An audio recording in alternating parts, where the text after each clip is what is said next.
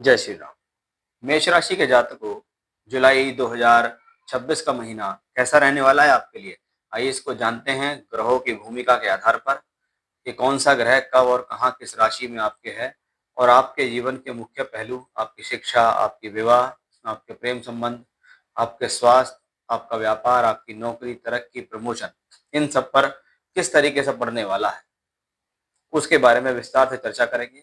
इस महीने अगर हम देखें तो सूर्य, बुध और शुक्र, ये तीन ग्रह राशि बदलेंगे, बाकी कोई ग्रह राशि नहीं बदलेंगे।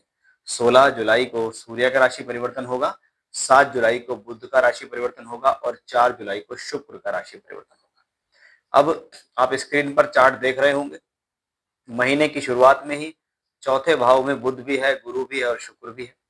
तीन तीन शुभ ग्रह चौथे भाव में है। यानी इस महीने कोई चौथे भाव से संबंधित घटना घटने की संभावना बनती है। अगर आपका कोई भी काम ऐसा है जो भूमि, जमीन, जायदाद, प्रॉपर्टी से रिलेटेड है, तो उसमें फायदे के चांसेस बनते हैं। ये मोटे तौर पर ग्रहों की भूमिका कहती है। सबसे पहले राशि के मालिक मंगल ग्रह आपकी राशि से दूसरे घर यानी धन भाव में बैठे हैं, वृषभ राशि में, जहां से वो पंचम और नवम भाव पर दृष्टि भी देते हैं। इसलिए मंगल ग्रह अकेले धन योग बना रहे हैं, दूसरे भाव में बैठे हैं, ये भी धन का भाव है। पंचम भाव और नवम भाव लक्ष्मी त्रिकोण भाव कहलाते हैं। यानी राशि के मालिक का संबंध अच्छे और शुभ स्थानों से बना हुआ है। यानी यह स्थिति आपके जीवन में धन से संबंधित योग को दे रही है। आपके द्वारा किया गया कार्य, आपके द्वारा किया गया प्रयास आपके लिए धनदायक साबित होगा। पंचम भाव पर पड़ रही दृष्टि शिक्षा, विद्या, बुद्धि, ज्ञान के लिए शुभ है। नवम भाव पर पड़ रही दृष्टि अचानक से भाग्य के अंदर प्रबलता को लाती है। तो मंगल यानी राशि का मालिक बहुत बली है। अब यही राशि के मालिक के ऊपर अगर आप देखें तो शनि की 12वें घर से बैठकर दृष्टि भी है। शनि ग्रह जो पहले से ही आपके कर्म कारक हैं, आपके नौकरी, आपके व्यापार, आपके कार्य क्षेत्र, आपके कर्म और लाभ दोनों को संभालने वाले ग्रह शनि 12वें घर में है, जिसमें शनि की साढ़े साती का प्रभाव भी है। और इस शनि की तीसरी दृष्टि आपके मंगल पर है। यानी शनि यहाँ दो भूमिका निभा रहे हैं। पहली, तीसरी दृष्टि लग्नेश यानी राशि के मालिक के ऊपर है। इसका मतलब है स्ट्रगल होगा, लेकिन क्योंकि शनि कर्मेश और लाभेश है, उसका राशि के मालिक से संबंध है, इसलिए ये धन योग भी है। दूसरा, शनि और मंगल दोनों 9th हाउस को देख रहे हैं।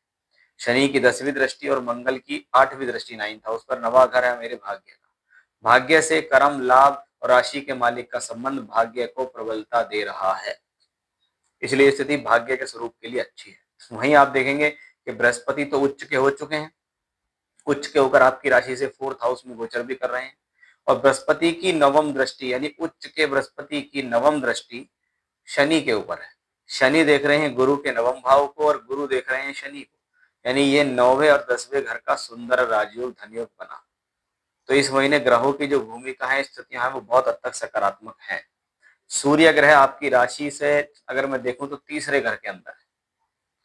तीसरा घर, पंचम का स्वामी तीसरे घर में हो। एजुकेशन से रिलेटेड कोई यात्रा, किसी प्रकार की कोई ट्रैवलिंग, किसी कॉलेज में एडमिशन हो जाना, या किसी एग्जाम्स को देने के लिए ट्रैवलिंग करना, एग्जाम्स को देने के लिए बाहर तक जाना, ये 16 जुलाई तक दिखाई देता है।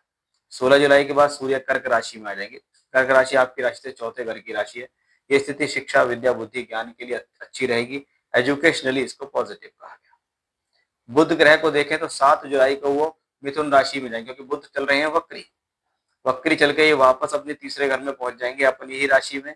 यानी 7 जुलाई के बाद टूर, ट्रैवलिंग, यात्राओं से फायदा, कम्युनिकेशन, सोशल मीडिया से जुड़कर फायदा, या इनसे रिलेटेड अगर आप कोई काम कर रहे हैं तो उसमें फायदा मिलता है।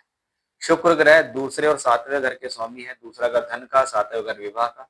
शुक्र का परिवर्तन 4 जुलाई को सिंह राशि में होगा, आपकी राशि से 5वें घर में आ जाएगी। यानी ये स्थिति शिक्षा, विद्या, बुद्धि, ज्ञान के लिए सही है, धन के लिए ठीक है, विवाह वैवाहिक संबंधों के लिए ठीक है, और प्रेम संबंधों के लिए भी इसको एक अच्छा कॉम्बिनेशन कहा गया। यानी इस महीने अगर देखें तो ग्रहों की स्थिति और ग्रहों का परिवर्तन बहुत हद तक आपके फेवर में दिखाई दे रहा है। जय श्री राम।